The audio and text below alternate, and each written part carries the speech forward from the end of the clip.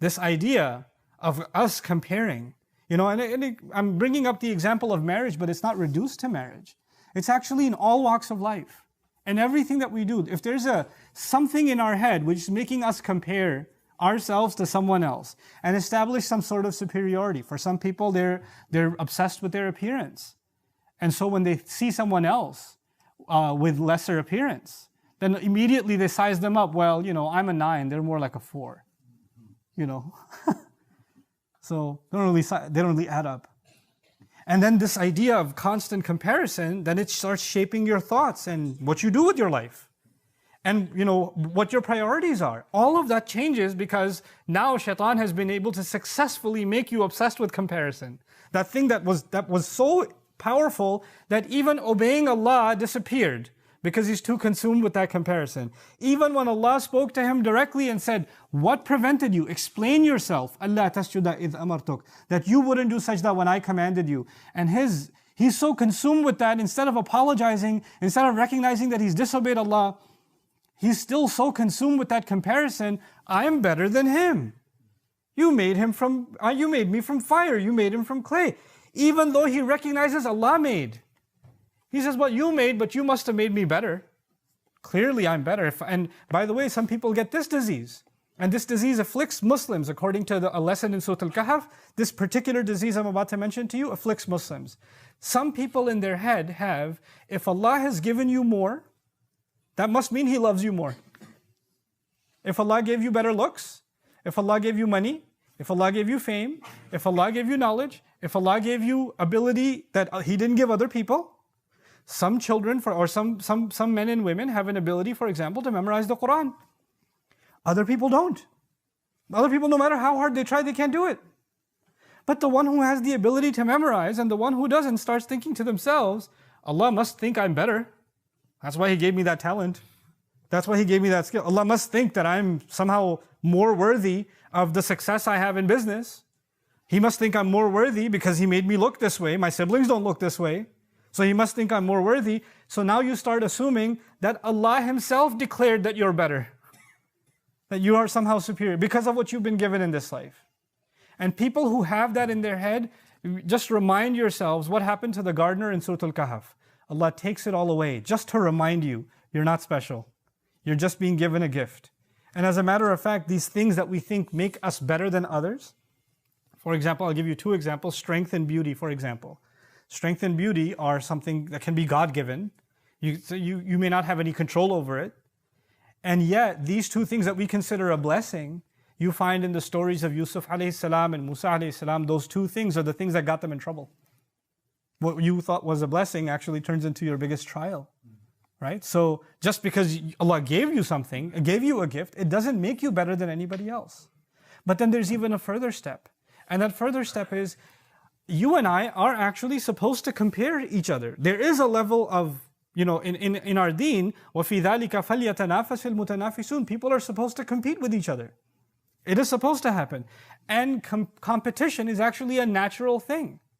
As a matter of fact, you wouldn't succeed in your business if you didn't compete. It just wouldn't happen. If your pizza place is not better than the other guy, you're not going to get customers. So you have to compete with others. If you're not the best at whatever job you're applying for, you're not going to get the job. You have to compete with others. So on the one hand, there's a kind of comparison that's condemned, that's being like the devil. And then on the other hand, Allah naturally made comparison a part of life. So what kind of comparison and what kind of competition is okay and what kind of competition is not okay? When you and I compete based on effort, and that's the key thing, when you and I compete based on effort, not to establish I'm more superior, I'm better, or I'm whatever, but actually just for yourself, to do your very best, you're competing. And your ultimate comparison and your ultimate competition is actually against your own self, not with anybody else. You don't even concern yourself with anybody else. Those of you that own businesses, if you want to have a Quran mindset in your business, other people that don't have a Quran mindset, they say, what's our competitor doing? What are they selling? What are they working on? When's their sale happening? Let's do our sale one day before their sale. You're always thinking about your competitor and what they're doing, and then you make your decisions. But if you have the right product, if you know that you're doing your very best, and you know you're the best at something, You don't look at the competition. You just do what you do. You're just consumed within yourself. And this is actually what Allah Azza wa Jal describes in Surah An-Nisa. وَلَا تَتَمَنَّوْا مَا فَضَّلَ اللَّهُ بِهِ بَعْضَكُمْ عَلَى بَعْضٍ. Don't wish for what Allah has given as a preference to some over others. Some people have an advantage. Their business might be in a better location. They might have a better financial advantage. They might have some other things. That's fine. You focus on what you need to focus on. You know the crazy thing about this unhealthy comparison? This unhealthy comparison can make its way not just in business, not just in family life or marital relations and things like that. It can even make its way into religious matters. You can have in one city a couple of masajid, and one masjid had a program, and they're like, oh, we have to do a bigger program. They had a fundraiser. They raised how much? Oh, we gotta raise more than them. We gotta beat them. How are they expanding before we're expanding? You better go attend their fundraiser, find out who attended their fundraiser, because we need to make those guys calls so that next time before they attend theirs, they attend ours, and they write their checks so they have no more checks to write.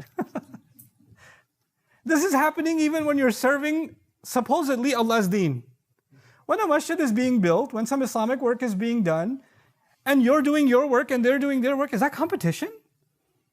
Back in the day, I remember when I was in college, I used to be part of the MSA. And even MSA's, Muslim Students Association, you're supposed to do some Islamic activities, do some da'wah event, something. And they're like, hey, what's that college doing? Oh my God, their event was way bigger than ours. We got to crush them next time. This idea of ana khayrun minhu, competition for good causes, is actually healthy. Not to beat someone else, but to actually, when you see someone else do something good, it inspires you and you say, I want to do even better. I want to do better than I did before. Not better than them, better than what I did. That's the key. When you see someone else successful, you don't say, I'm going to beat that guy one day. You're going to say, he must have put a lot of work in to get where he got, or she must have put a lot of work in to get where she got. I'm going to put work in and see how far I can get. You compare yourself to yourself. You compare yourself to yourself from yesterday. That is actually the road to progress ahead, instead of consuming yourself with somebody else.